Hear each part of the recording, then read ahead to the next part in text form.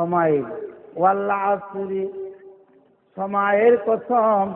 আল্লাহ পাক বলেন সময়ের কসম, যুগের কসম।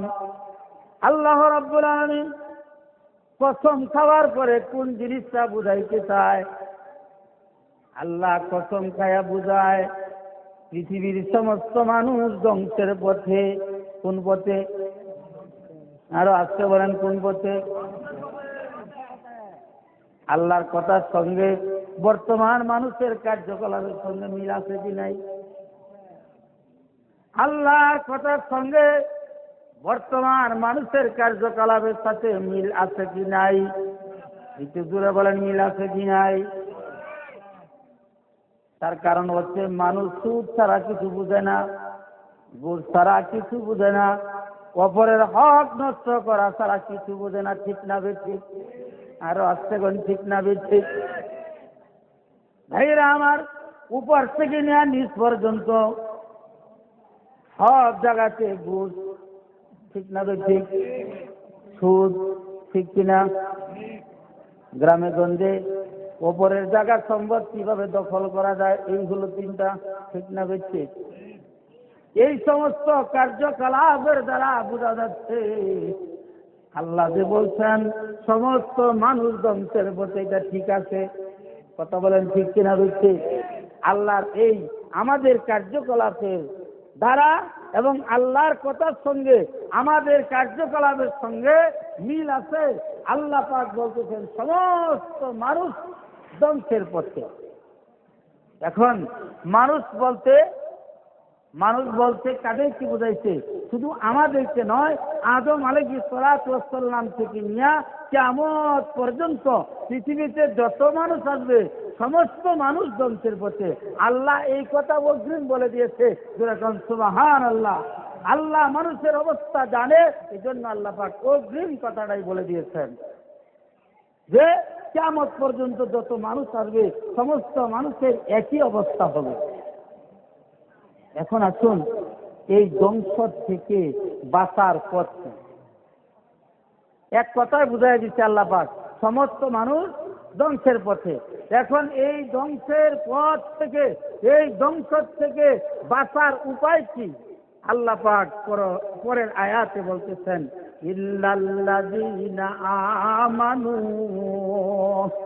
ওয়া আমিলুস সালিহাত। আমার আল্লাহ তাআলা ইল্লা শব্দ ব্যবহার করে পরের আয়াত বুঝাইতেছেন।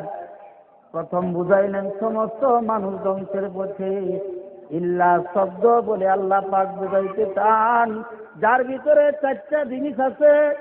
জুড়ে বলেন, কয়টা? আল্লাহ পাক বুঝাইতেছে যার ভিতরে চারটা জিনিস আছে, ওই চার জিনিসওয়ালা মানুষ কিন্তু ধ্বংসের পথে না। যেমন আমরা বলি মৌলবীরা সব সন্ত্রাস, বলি কি বলি না? এরকম বলে কি বলে না? সব মৌলবীরা সন্ত্রাস, এরকম বলনেওয়ালা কিছু লোক বাংলাদেশে আছে কি নাই? এরা আসতে গেলে যে আছে কি নাই? কওমি মাদ্রাসার সম্পর্কে সমালোচনা করুণা লোক বাংলাদেশে আছে কি নাই? বলা হয় কওমি মাদ্রাসায় নাকি সন্ত্রাস তৈরি করা হয়। জোরে কর নাউজুবিল্লাহ। মাদ্রাসাগুলো বন্ধ করার চিন্তা ভাবনা পরিকল্পনা করতেছে। আমি বলতে চাই, কিয়ামত পর্যন্ত চেষ্টা করলেও একটা কওমি মাদ্রাসাও বন্ধ করা সম্ভব? কি বলেন, সম্ভব হবে? কোনোদিন সম্ভব হবে না। এখন এই যে সন্ত্রাস বলে গালি দেয়, জঙ্গিবাদ বলে গালি দেয়, মৌলবী দেখলেই নাক ছিটকায়। কি বলেন, ঠিক না বেঠিক? আমি বলতে চাই, যদি মৌলবী সাহেব না হতো তাহলে তুমি তো দুনিয়ায় যখন জন্মগ্রহণ করছো তুমি তো হালাল সন্তান হইতো না, তুমি তো হারাম সন্তান হিসাবে দুনিয়ায় তোমার জীবন যাপন করা লাগতো। ঠিক না বেঠিক? জোরে বলেন, ঠিক না বেঠিক? যখন তোমার মার, তুমি তো সন্ত্রাস বলে মৌলবীকে গালি দাও, তুমি সন্ত্রাস বলে গালি দাও, জঙ্গিবাদ বলে গালি দাও, গালি দেওয়ার কোনো প্রশ্নই আসছে না। তুমি তোমার মাকে জিজ্ঞেস করে দেখো, যেদিন তোমার মা এবং বাবার বিবাহ পড়ানো হয়েছিল সেই দিন একজন মৌলবী সাহেবের দরকার হয়েছিল কিনা? কি বলেন, হয়েছিল কিনা? যদি বলেন হয় নাই, দরকার লাগে নাই, তাহলে তার ঘর থেকে যে সন্তান জন্ম হবে ওই সন্তান কি সন্তান? কথা বলেন, কোন সন্তান? জারক সন্তান। তাহলে মৌলভী সাহেব বিয়ার সময় দরকার আছে কি নাই? জোরে বলেন, আছে কি নাই? যেদিন তুমি জন্মগ্রহণ করেছিলা এই দিন বলা হয়েছিল একজন হুজুরকে ডাক দাও, কারণ জন্মগ্রহণ করেছে, এখন আজান দেওয়ার প্রয়োজন। আজানের সময় মৌলবীর দরকার আছে কি নাই? জোরে বলেন, আছে কি নাই? আজানের সময় মৌলবীর দরকার, জন্মের সময় মৌলবীর দরকার, বিয়ার সময় মৌলবীর দরকার, আবার যখন মৃত্যুবরণ করবা তখন আমার মতো একজন মৌলবী সাহেবের দরকার আছে কি নাই? সুতরাং সন্ত্রাস বলে, জঙ্গিবাদ বলে যতই গালি দাও না কেন, একবার চিন্তা করে দেখো, সব সময় তোমার মৌলবীর প্রয়োজন এবং তোমার বাপ দাদারও প্রয়োজন ছিল, কিয়ামত পর্যন্ত প্রয়োজন হবে। জুড়ে বলেন, হবে কি হবে না?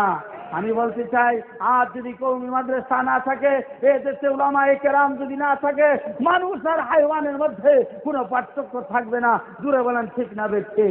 আরো জুড়ে বলেন ঠিক না বেঠে?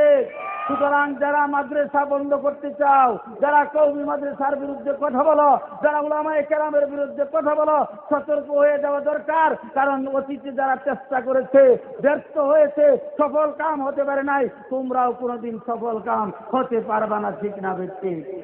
আমার বন্ধুগণ, আমি বলতেছিলাম আল্লাহ পাক রব্বুল আলামিন এই জিনিসটাই বুঝাইতেছেন, ইল্লাল্লাযীনা আমানু ওয়া আমিলুস সালিহাত। একমাত্র ওই সমস্ত মানুষ ক্ষতিগ্রস্ত না যারা নাকি আমি আল্লাহর উপরে ঈমান এনেছে। কাফেরের কথা বলা হয় নাই। কাফের মুশরিক যারা ঈমান আনে নাই, যারা আল্লাহ মানে না, নবী মানে না, রসুল মানে না, জান্নাত জাহান্নাম মানে না, কবর পরকাল মানে না, তাদের কথা কোনো প্রশ্নই আসে না। তাদের কথা আল্লাহ পাক রব্বুল আলামিন বলেন নাই। তার কারণ হচ্ছে তারা তো জাহান্নামী, চির জাহান্নামী। আল্লাহকে বিশ্বাস করে না, নামাজ পড়ে না, রোজা রাখে না, হজ যাকাত দেয় না, অর্থাৎ সব কিছু থেকে যখন তারা বিরত, তখন হলো তারা কাফের। ঠিক না বেঠে? আল্লাহ পাক বলেন, আমি কাফেরদের সম্পর্কে কোনো কিছু বলতে চাই না। এই আয়াতে আল্লাহ পাক রব্বুল আলামিন বলেন, ইল্লাল্লাযীনা আমানু, যারা আমি আল্লাহর প্রতি ঈমান এনেছে, অর্থাৎ আল্লাহকে যারা বিশ্বাস করেছে, নবীকে যারা বিশ্বাস করেছে, কবরকে যারা বিশ্বাস করেছে, আসরকে যারা বিশ্বাস করেছে, নামাজ রোজা, এই মৃত্যুর পরে যে আবার জীবিত হতে হবে, এইগুলাকে যারা বিশ্বাস করেছে, তাদেরকে কি বলা হয়? ঈমানদার। তাদেরকে কি বলা হয়? এখন ঈমান কোন সময় আমি পাইলাম? যখন আমি পড়লাম কালিমা লা ইলাহা ইল্লাল্লাহ মুহাম্মাদুর রাসূলুল্লাহ সাল্লাল্লাহু আলাইহি ওয়াসাল্লাম, যখন আমি পড়লাম তখন আমি একজন ঈমানদার হয়ে গেলাম। তখন আমি কি হয়ে গেলাম? একজন ঈমানদার হয়ে গেলাম। আর যখন ঈমানদার হয়ে গেলাম, মুফাসসিরিনে কেরাম এই আয়াতের ব্যাখ্যা করতে গিয়ে বলে, ঈমান হলো দুই প্রকার। ঈমান কয় প্রকার? কথা বলেন, ঈমান কয় প্রকার? ঈমান হলো দুই প্রকার। এক প্রকার ঈমান হলো মজবুত, শক্তিশালী ঈমান। ঠিক না বেঠি? জোরে বলেন, ঠিক না বেঠি? আর এক প্রকার ঈমান হলো দুর্বল ঈমান। আমি যে হাদিস পড়েছি সেখানে দুর্বল ঈমানের কথা এসেছে। শক্তিশালী ঈমান হলো শক্তিশালী ঈমান এবং দুর্বল ঈমান। এখন শক্তিশালী মজবুত ঈমান বলা কারা? তারা হলো নবীরা। জোরে বলেন, কারা? নবীরা, সিদ্দিকিনরা, নবীর সাহাবীরা, সুহাদারা, সালিহিনরা, তাদের ঈমান হলো শক্তিশালী এবং মজবুত ঈমান। চিৎকার মেরে বলেন সুবহানাল্লাহ। এর প্রমাণ হিসাবে বিস্তারিত আলোচনা করার সময় নাই। হযরতে নূহ আলাইহিস সালাম সম্পর্কে আমরা জানি। হযরত নূহ আলাইহিস সালাতু ওয়াস সালাম যখন দাওয়াত দিতেন, লোকজনকে যখন দাওয়াত দিতেন, ইয়া আইয়ুহান নাস কুলু লা ইলাহা ইল্লাল্লাহ, হযরত নূহ আলাইহিস সালাম পাহাড়ের উপরে উঠিয়া আল্লাহর পথে মানুষদেরকে যখন আহ্বান করতেন, সঙ্গে সঙ্গে আল্লাহ পাক নূহ নবীর কণ্ঠটা এত বিকট করে দিয়েছিল, হযরত নূহ আলাইহিস সালামের গলার কণ্ঠের আওয়াজ প্রত্যেকটা গ্রামে গ্রামে, প্রত্যেকটা বাড়ির মানুষের কানের মধ্যে যাইয়া বাড়ি খাইতো। সুবহানাল্লাহ কইলেন না? হযরত নূহ আলাইহিস সালাতু ওয়াস সালাম আল্লাহর পথে যখন দাওয়াত দেয়, কাফের মুশরিকেরা নূহ নবীর কথা শুনিয়া তারা রাগান্বিত হইয়া এক পর্যায়ে হযরত নূহ আলাইহিস সাল্লাতু ওয়াস সালামকে ঘোড়ার সঙ্গে রশি বাঁধিয়া ঘোড়ার উপরে উঠিয়া পয়গম্বর নূহ নবীকে জমিন দিয়া শেষরায় নিতেছে। কিছুক্ষণ পরে ভুল জ্ঞান তিনার চলে গিয়েছে। কাফের মুশরিকেরা পয়গম্বরকে রাখিয়া যখন চলে গিয়েছে, হযরত জিবরাইল আলাইহিস সালাতু ওয়াস সালাম এসে বলে, ও আল্লাহর পয়গম্বর, আপনি যদি বলেন তাহলে কাফের গোষ্ঠীকে মুহূর্তের মধ্যে আল্লাহ পাক শেষ করে দিবে।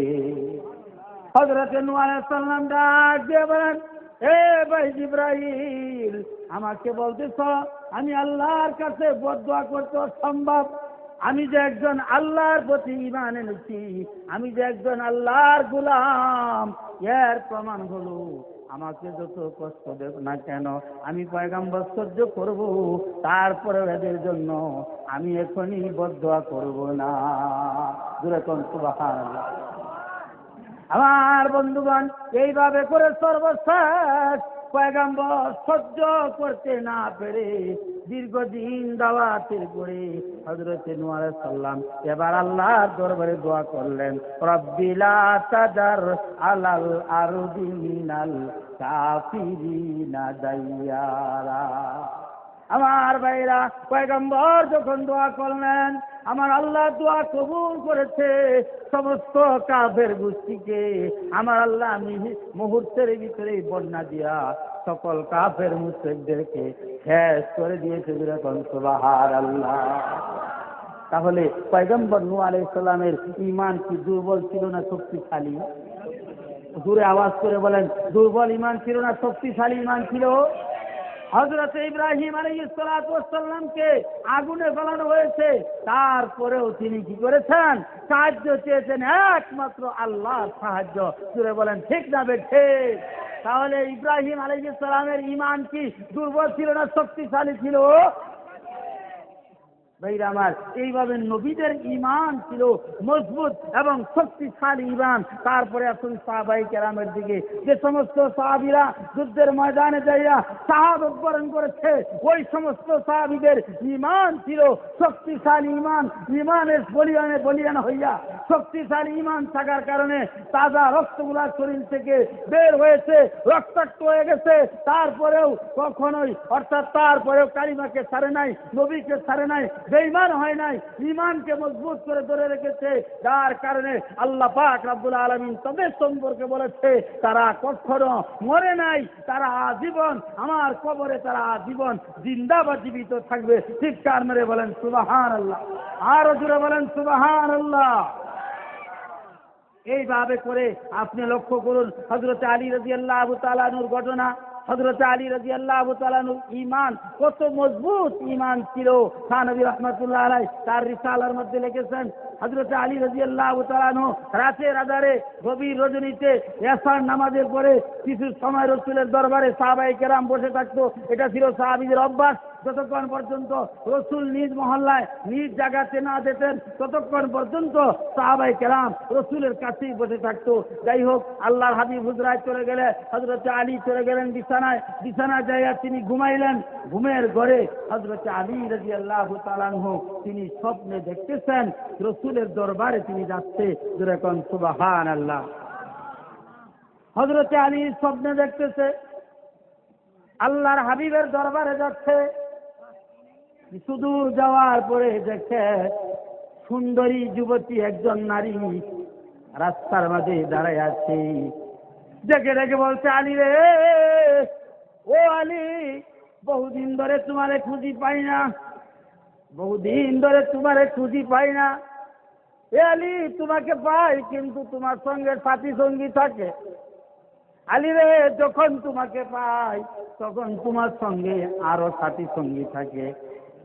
তোমার কাছে কোনো প্রশ্ন করতে পারি না, কোনো কথা বলতে পারি না। আলী রে, আজকে তোমারে পেয়েছি একা একা, আমার কিছু প্রশ্ন আছে, আমার কিছু কথা আছে। এই কথাগুলার উত্তর দিয়া তুমি আলী আমার সামনে থেকে যাইবা, অন্যথায় আমি এই রাস্তায় দাঁড়াইলাম, তুমি আলীকে আমার সামনে দিয়া যেতে দিব না। হযরত আলী ডাক দিয়ে বলেন, এ মহিলা, তোমার কি প্রশ্ন? তাড়াতাড়ি করো, আমি তো রাসূলের দরবারে যাচ্ছি। সুতরাং কি প্রশ্ন তোমার করা দরকার? তাড়াতাড়ি প্রশ্ন করো, প্রশ্নের উত্তর দিয়া আমি আলী রাসূলের দরবারে চলে যাব।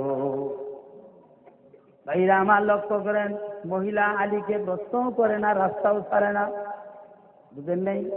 মহিলা আলীকে প্রশ্ন করে না, রাস্তাও ছাড়ে না। হযরত আলী চিন্তা করতেছেন, সর্বনাশ, এই রাতে রাধারে একজন মহিলা রাস্তায় দাঁড়ায় আছে। আমি যেহেতু আল্লাহ নবীর একজন সাহাবী, আমাকে প্রশ্ন করে না, রাস্তাও ছাড়ে না, আমি এখন কি করব? এই মহিলাকে ধাক্কা দেওয়া তো সম্ভব না। কি বলেন সম্ভব? কথা বলেন সম্ভব? আরো জোরে বলেন সম্ভব? বর্তমান দেখবেন হুজুরা যদি বাজারে হাঁটাচলা করে, যদি অন্য দিকেও কোনো প্রয়োজনের টানে যদি কোনো দিকে তাকায় থাকে, ওই পাশে দিয়া যদি মহিলা যায়, তাহলে আরেক যুবক দাঁড়ায় এখন দেখছস রে, হুজুরের কারবারটা দেখছস, দুনিয়াটা নি কোন দিন কেমতে যায়। কি বলেন? বলে কি বলে না? তো চিমনে কেমতে দেখছস হুজুর সাহের হয়েছে কোন দিকে? কথা বলেন ঠিক না বেশি? জোরে বলেন ঠিক কিনা? আমার বন্ধুগণ, হযরত আলী চিন্তা করতেছেন, আমি তো এই মহিলাকে ধাক্কা দিয়ে সরাই দেওয়া সম্ভব না। এরপরে তুমি কি প্রশ্ন করবে? তাড়াতাড়ি করো, প্রশ্ন করে না, রাস্তাও ছাড়ে না। আলী বেকায়দায় পড়ে গেছে, চিন্তা করতেছে, তাহলে মনে হয় রাসূল শেষ হয়ে যাবে, রাসূলের দরবারে আমার যাওয়া হবে না। এই পেরেশান হযরত আলী এই চিন্তা করে পেরেশান হয়ে গেছেন। এমন সময় দেখতেছে 5 জন যুবক হযরত আলীর দিকে আসতেছে, জোরে জোরে কোন সুবহানাল্লাহ। হযরত আলীর কাছে 5 জন যুবক আসতেছে। আলীকে জিজ্ঞাসা করলেন, ও আলী, আপনাকে এত পেরেশান কেন দেখা যাচ্ছে? আপনি এত পেরেশান কেন? ঘটনা কি হয়েছে নাকি? আপনার শরীর ঘেমে গেছে, আপনি খুব চিন্তায় পড়ে আছেন, পেরেশান হয়ে আছেন, কারণ কি? হযরত আলী বলেন, তোমাদের সঙ্গে বলে কোনো লাভ নাই। এই যে দেখো, একটা মহিলা সে রাস্তায় দাঁড়িয়ে আছে, আমাকে নাকি কি প্রশ্ন করবে? প্রশ্ন করে না, রাস্তাও ছাড়ে না, আমি তো ধাক্কা দিয়ে সরাইয়া দেওয়াও সম্ভব না। এখন বলো, আমি এখন কি করব? যুবক ছেলেরা বলতেছে, আপনি কোনো চিন্তা করবেন না, এই মহিলাকে সরানোর জন্য আমরাই যথেষ্ট। কি বলেন? বর্তমান এমন যুবক আমাদের দেশে আছে কি নাই? জোরে বলেন, আছে কি নাই? সব কথা বলা যাবে না। আমাদের দেশের যুবকেরা আছে, তারা দেখবেন মহিলাদেরকে নিয়ে পার্কে বসে আছে, চীনাবাদাম খাইতেছে আর আলাপ করতেছে। দূরে বলেন ঠিক না ঠিক? নাম হলো ডিজিটাল বাংলাদেশ। ডিজিটাল বাংলাদেশের ছেলেরা ডিজিটাল মেয়েদেরকে লইয়া রাস্তার মধ্যে ঘোরাফেরা করতেছে, পার্কে যায় বসে বসে ঘোরাফেরা করতেছে, চীনাবাদাম খাইতেছে। দূরে বলেন ঠিক না ঠিক? একবার এই ডিজিটাল বাংলাদেশের লোকেরা এদের দিকে নজর করে না, এদেরকে দেখে না, একমাত্র দেখে কোন কার মাথায় টুপি আছে। জুড়ে বলেন ঠিক না বেঠি? আরো আওয়াজ করে বলেন ঠিক না বেঠি? আমার বন্ধুগণ, এবার যুবক ছেলেরা বলতেছে, আলী রে, চিন্তা করো না, পেরেশান হও না, এই মহিলাকে সরানোর জন্য আমরাই যথেষ্ট। এই কথা বলে যখন নাকি ওই যুবক ছেলেরা তরবারি হাতের মধ্যে নিয়ে মহিলা দিকে যাচ্ছে, মহিলাও একটা তরবারি বাহির করেছে, করিয়া দাঁড়ায় আছে। কিছুক্ষণ তাদের সঙ্গে যুদ্ধ হলো, আলীর সঙ্গে যুদ্ধ করলেন, কিন্তু যুদ্ধ করার পরেও এটা কেমন মহিলা, মহিলার সঙ্গে কুলায়া উঠতে পারে না। কিছু সময় যুদ্ধ করার পরে মহিলার সঙ্গে কুলায় উঠতে পারে না, পেরেশান হইয়া সকলেই পিছনের দিকে চলে আসছে। হযরত আলী চিন্তা করতেছেন, আমার মতো বীর বাহাদুর তো আর নাই, আমি কেল্লায় কামড়ছে বাম হাতের মধ্যে নিয়া ডাল বাড়াইয়া দীর্ঘ সময় যুদ্ধ করেছি, আমার হাতের মধ্যে একটু আঘাতও লাগে নাই, আমি টেরও পাই নাই। কিন্তু এটা কেমন মহিলা, একজন মহিলার সঙ্গে আমরা 5-6 জন মানুষ যুদ্ধ করে পারতেছি না, আরো পেরেশানি বেশি হয়ে গেছে। এবার কিছুক্ষণ পরে দেখতেছে 30টা যুবক একসঙ্গে আলীর কাছে আসতেছে, দূরে দূরে কোন সুবহানাল্লাহ। হযরত আলী এই 30 জন যুবককে দেখা খুশি না বেজার? কথা বলেন, খুশি না বেজার? আলী খুশি হয়ে গেছে। এইবার 30 জন আসতেছে, এই 30টা মনে হয় আমাকে সহযোগিতা করবে। 30 জন আমরা আছি, 6 জন হয়ে 36 জন, 36 জন মিলিয়া যদি এই মহিলার সঙ্গে লড়ি, তাহলে মহিলা সঙ্গে সঙ্গে এখান থেকে রাস্তা ছেড়ে দিবে, আমি রাসূলের দরবারে যেতে পারবো। এবার 30 জন যুবক আইসা জিজ্ঞেস করতেছে, আলী গো পেরেশান কি জন্য এত পেরেশান হয়ে গেলেন? তো দেখো না এই যে মহিলাটা, এই মহিলার সঙ্গে আমরা 6 জনে লড়াই করে যুদ্ধ করে পারলাম না, এখন 30 যুবক বলতেছে চলেন আমাদের সাথে। কয়জন হইল? এবার 36 জন মিলে একসঙ্গে মহিলার সঙ্গে লড়াই করতেছে। কিন্তু দুঃখের বিষয় 1 ইঞ্চি জায়গার থেকে মহিলাকে সরাতে পারে না। এই 36 জন যুবক সকলেই ব্যস্ত হইয়া পিছনের দিকে চলে আসছে। হযরত আলী চিন্তা করতেছেন, এটা কেমন মহিলা, যেমন মহিলা তো আর জীবনেও কোনোদিন দেখি নাই। এত সুন্দর চেহারা, এত শক্তিশালী, এত যুদ্ধের কায়দা কৌশল জানে, এমন মহিলা আমার জীবনে আর কোনোদিন দেখি নাই। এই বলে যখন সকলেই পেরেছান, এবার দেখতেছে একটা যুবক মাথায় পাগড়ি, গায়ে হলে নবীর সুন্নত। কিসের সুন্নত? আরো জুড়ে বলেন, কিসের সুন্নত? মাথায় হলো পাগড়ি, কিসের সুন্নত? জুড়ে বলেন, কার সুন্নত? মাথায় পাগড়ি নবীর সুন্নত, গায়ে পাঞ্জাবি নবীর সুন্নত, মাথার মধ্যে টুপি নবীর সুন্নত, মুখে দাড়ি নবীর সুন্নত, মাথার থেকে পা পর্যন্ত সমস্ত বডির ভিতরে আল্লাহর হাবিবের সুন্নত বিরাজমান। এই যুবকটা আস্তে আস্তে করে আসতেছে। এখন আমাদের দেশে দেখবেন সুন্নির কোনো অভাব নাই। কি বলেন, ঠিক না বেঠিক? আমাদের দেশে সুন্নির অভাব নাই, কিন্তু সুন্নত বলতে কিছু নাই। ঠিক না বেঠিক? জোরে বলেন, ঠিক না বেঠিক? আশিকে রসুলের অভাব নাই, কিন্তু আশিকে রসুলকে পাওয়া যায় না। যখন রসুলকে সন্ত্রাস বলে গালি দেওয়া হয়, তখন রাজপথে একটা আশিকে রসুলকেও খুঁজে পাওয়া যায় না। জোরে বলেন, ঠিক না বেঠিক? একমাত্র তাদেরকে পাওয়া যায় যাদের মাথায় সুন্নত, বুকে সুন্নত, গায়ে সুন্নত, একমাত্র তাদেরকে রাজপথে পাওয়া যায়। জোরে বলেন, ঠিক না বেঠিক? এই সমস্ত সুন্নত নিয়া হযরত আলীর কাছে এসে বলতেছে, ব্যাপারটা কি? আপনারা এত পেরেশান হলেন কেন? ঘটনা কি হয়েছে? হযরত আলী বলেন, রে যুবক, তোমার সাথে বলে কোনো লাভ নেই। আমরা যে কি জন্য পেরেশান, এই কথা তোমার সঙ্গে বলে কোনো লাভ নাই, কোনো লাভ নাই। হযরত যুবক কি বলতেছে, বলেন না দেখি, লাভ হোক চাই না হোক, আপনি একটু বলেন। বারবার বলার পরে তখন বলতেছে, দেখো ওই যে মহিলাটা দাঁড়ায় আছে, এই যে মহিলাটা দাঁড়ায় আছে, এই মহিলার সঙ্গে আমরা 36 জন মিলে থানবী রহমাতুল্লাহ আলাই লিখেছেন, সেই ঘটনাই আপনাদের সামনে বলতেছি। কোনো কিচ্ছাও না, কাহিনীও না, বানোয়াটও না, হযরত আলীর স্বপ্ন। হযরত আলীর কি? সকলে জিকির করেন, লা ইলাহা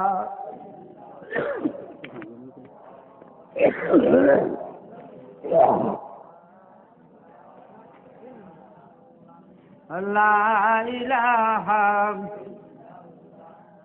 লা ইলাহা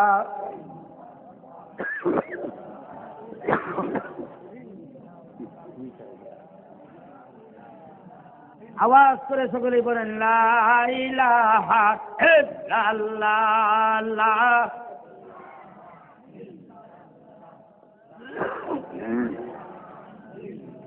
লা ইলাহা ইল্লাল্লাহু মুহাম্মাদুর রাসূলুল্লাহ। আওয়াজ করে বলেন, সাল্লাল্লাহু আলাইহি সাল্লাম। এবার যুবকটি ডেকে ডেকে বলে, পয়গম্বর, ও আল্লাহর সাহাবী, একটু অনুমতি দেন না, তার সঙ্গে একটু যুদ্ধ করে আসি, আমি একা। বুঝেন না আমার ওয়াজ? বুঝছেন? যুবক কি বলে, 30 জন লাগবে না, অনুমতি দেন, আমি এই মহিলার সঙ্গে একা লড়াই করে আসছি। সুবহানাল্লাহ বলছেন। ওয়াজও আছেন না, বাড়ি গেছেন? সময় কম দিকে তাড়াহুড়া করতেছি। ওয়াজও আছেন না, বাড়ি গেছেন? বেড়ায় নাকি ওয়াজ শুনতেছে। যে ব্যক্তি উপস্থিত একসাথে 3 কাম স্টার্ট দিচ্ছে। মাত্র বাজে 8টা। আপনাদের সুবহানাল্লাহর যে আওয়াজ মনে হইতেছে রাত শেষ হইত না। 12টা বাজে একটাও একজনের পাওয়া যেত না। যুবকটি কি বলতেছে, আমারে অনুমতি দেন, একা আমি যুদ্ধ করব। আরো জোরে কোন সুবহানাল্লাহ। সাদ্দুরটা তোরা এখন সুবহানাল্লাহ। কিছু লোকে হনি মাথা মুড়ি গেলাইছে। ভাইয়েরা আমার, সকলে আশ্চর্য হয়ে গেছে। যাইয়া দেখো মজাটা বুঝতে যাইবে। আলী অনুমতি দিয়ে দিছে, যুবককে একটা তরবারি বের করেছে। ও মেয়া, মায়ের আগে বাপ ধরে না? মায়ের আগে বাপ ধরে কিনা? কথা কোন, মায়ের আগে বাপ ধরে কিনা? মারামারি করার আগে কিছু বাপ ধরে না? হুরুম দুরুম হচ্ছে না? সাহাবীরা করতেন। আব্দুল্লাহ বিন আব্বাস রাদিয়াল্লাহু তাআলা আনহু উহুদের যুদ্ধের ময়দানে যাইয়া এমন একটা আওয়াজ দিয়েছে, কে আছো আমার সঙ্গে যুদ্ধ করতে? সাহস যদি থাকে যুদ্ধের ময়দানে চলে আসো। একটা দাপি দিচ্ছে, একটা আওয়াজ দিচ্ছে, সাহাবায়ে কেরামত দিচ্ছে। যুবকটাই, ভাইরা আমার, যুবকটা মায়ের আগে বাপ ধরছে। কি বাপ?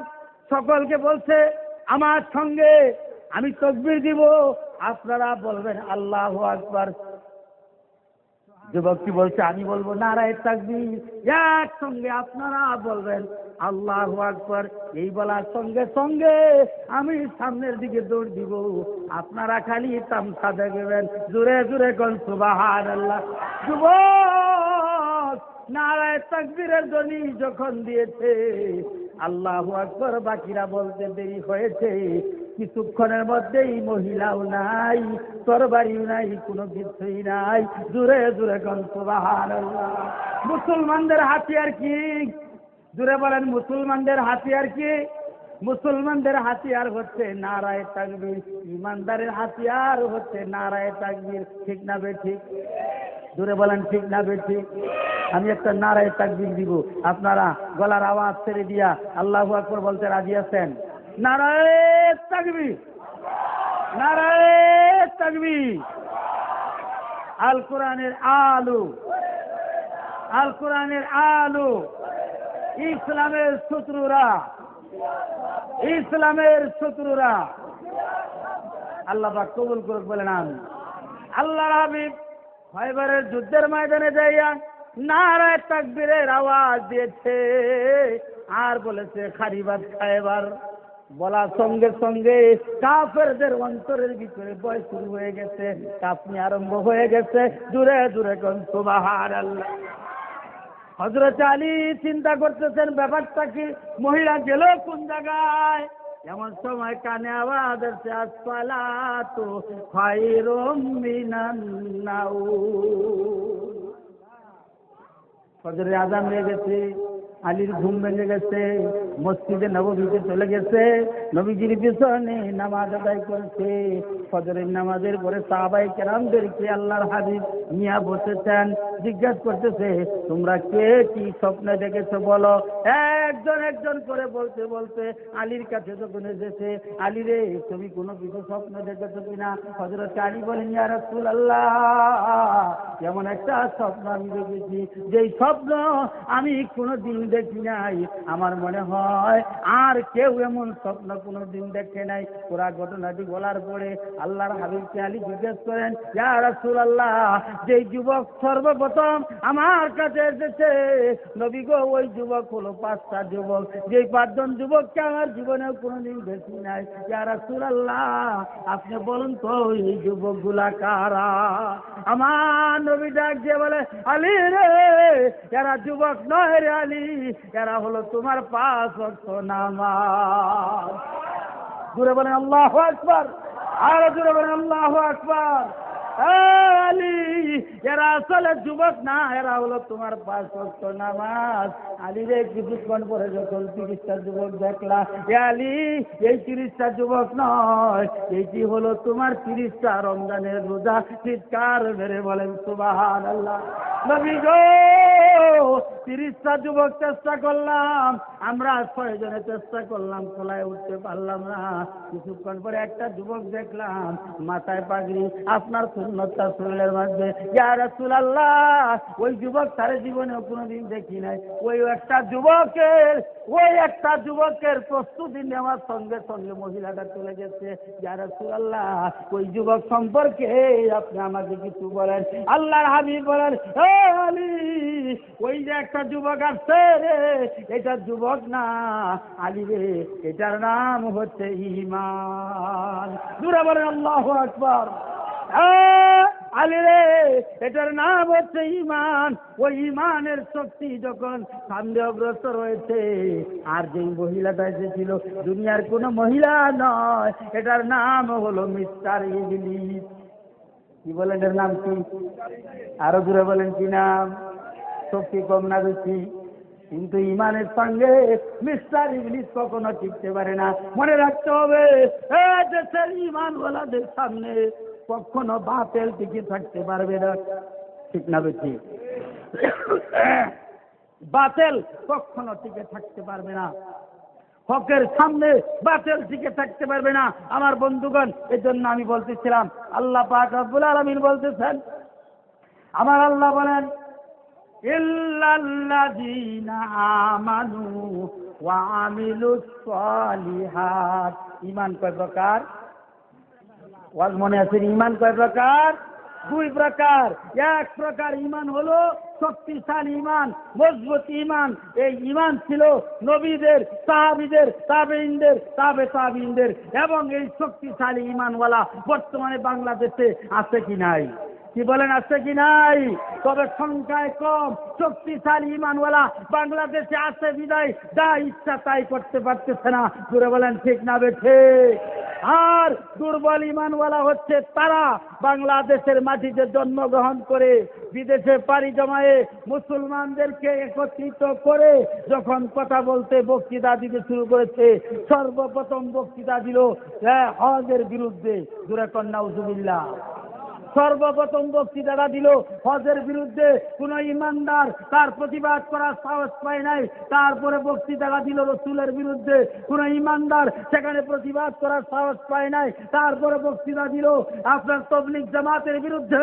তারপরেও কোন ইমানদার সেখানে প্রতিবাদ করার সাহস পায় নাই। কিন্তু সর্বশেষ যখন প্রধানমন্ত্রীর ছেলের বিরুদ্ধে বক্তৃতা দিল, প্রতিবাদের জ্বর উঠে গেল। ও মুসলমান, আমি জিজ্ঞাসা করতে চাই, একজন প্রধানমন্ত্রীর ছেলের বিরুদ্ধে বক্তৃতা দিলে তখন প্রতিবাদের জ্বর উঠে যায়। রসুলের বিরুদ্ধে বক্তৃতা দেওয়ার পরে, হজের বিরুদ্ধে বক্তৃতা দেওয়ার পরে প্রতিবাদের জ্বর উঠল না। এর দ্বারা প্রমাণ হয়ে যায়, যারা বক্তৃতা শুনেছে তারাও তার বক্তব্যের পক্ষে একমত। চিৎকার দিয়ে বলেন ঠিক না বেঠে? জোরে বলেন ঠিক না বেঠে? আমার বন্ধুগণ, তিনি সেখানে বক্তব্য দিলেন। দেওয়ার পরে সারা বাংলাদেশে কথা, সারা পৃথিবীতে প্রতিবাদের জ্বর উঠে গেল। নাস্তিক বলে দেশের উলামায়ে কেরাম তাকে আখ্যায়িত করলো। ঠিক না বেঠে? এই নাস্তিক বাংলাদেশে এসেছে, তাকে জেলখানায় বন্দী করেছে। কারণ কি জানেন? জেলখানায় বন্দী করে এ দেশের তৌহিদি জনতা, এ দেশের ইমানদার মুসলমানদেরকে থামায় দিয়েছে। তাকে জেলখানায় বন্দী করে আমাদেরকে থামায় দিয়েছে। ঠিক না বেঠে? ঘুরে বলেন ঠিক না বেঠে? আওয়াজ করে বলেন ঠিক না বেঠে? তারপরে দল থেকে বহিষ্কার করেছে। কেন? দলে থাকলে দলের কলঙ্ক হবে। ঠিক না বেঠে? দল থেকে বহিষ্কার করে দলকে কলঙ্ক মুক্ত করেছে। মন্ত্রী পরিষদ থেকে বহিষ্কার করে মন্ত্রী পরিষদকে কলঙ্ক থেকে মুক্ত করেছে। ঠিক না বেঠে? ভালোই করেছে, খারাপ করে নাই, ভালোই করেছে। আমরা মুসলমান, আমাদের ঈমানের দাবি হচ্ছে এই নাস্তিককে ফাঁসি দিয়া, এই নাস্তিককে দুনিয়ার থেকে বিদায় করে ইসলামকে কলঙ্ক থেকে মুক্তি করতে হবে। ঠিক না বেঠে? যদি নাস্তিককে ফাঁসি দিয়া যদি কলঙ্ক মুক্ত ইসলামকে না করা হয়, মুসলমানকে যদি কলঙ্ক মুক্ত না করা হয়, তাহলে এ দেশের ইমানদার মুসলমানেরা একদিন না একদিন রাজপথে বাংলার জমিনে কবর দিয়া ইসলামকে কলঙ্ক থেকে মুক্ত করে ছাড়বে ইনশাআল্লাহ। জোরে বলেন ঠিক না বেঠে? সুতরাং আমি জিজ্ঞাসা করতে চাই, যে সমস্ত নাস্তিক মুরতাদেরা আমাদের দেশে বাস করতেছে, এদের বিরুদ্ধে জিহাদ করার জন্য, এদের বিরুদ্ধে লড়ার জন্য কারা কারা প্রস্তুত আছেন? দুই হাত তুলে দেখান। নারায়ে তাকবীর। আল্লাহ পাক সকলকে কবুল এবং মঞ্জুর করুক। সকলে বলেন আমিন। ভাইরা আমার, এই মিস্টার লতিফ সিদ্দিকী, তিনি এদেশের মাটিতে জন্মগ্রহণ করে, মুসলমানের ঘরে জন্মগ্রহণ করে আজকে মুসলমান জাতিটাকে, বাংলাদেশ দ্বিতীয় মুসলিম কান্ট্রিকে একেবারে নিচে নামায় দিয়েছে। কথা বলেন ঠিক না বেঠে? কথা বলেন ঠিক না বেঠে? আমি কোনো রাজনীতি করি না, আমি কোনো দলের পক্ষে কোনো দলের বিপক্ষে কথা বলি না। এটা হলো প্রত্যেকটা মুসলমানের ইমানি দায়িত্ব যে নাস্তিক মুরতাদ এ দেশে বাস করবে, এটা কখনো হতে দেওয়া যায় না। আল্লাহ পাক রব্বুল আলামিন এটাই বলতেছেন। ঈমান হলো, রাসূল বলেন ঈমান হলো দুই প্রকার। এক প্রকার ঈমানদার হলো শক্তিশালী ঈমানওয়ালা, আরেক প্রকার ঈমানদার হলো দুর্বল ঈমানওয়ালা। আল্লাহ পাক আমাদের ঈমানকে মজবুত করে দেব। সকলেই বলেন আমিন। আরো জোরে সরে বলেন আমিন। তারপরে 2 নম্বর সময়, ওয়াল্লাহ আসরি, সময়ের কসম। আল্লাহ পাক বলেন সময়ের কসম, যুগের কসম। আল্লাহ রাব্বুল আলামিন কসম খাওয়ার পরে কোন জিনিসটা বুঝাইতে চায়? আল্লাহ কসম খায়া বুঝায় পৃথিবীর সমস্ত মানুষ ধ্বংসের পথে। কোন পথে? আরো আসতে বলেন কোন পথে? আল্লাহর কথার সঙ্গে বর্তমান মানুষের কার্যকলাপের সঙ্গে মিল আছে কি নাই?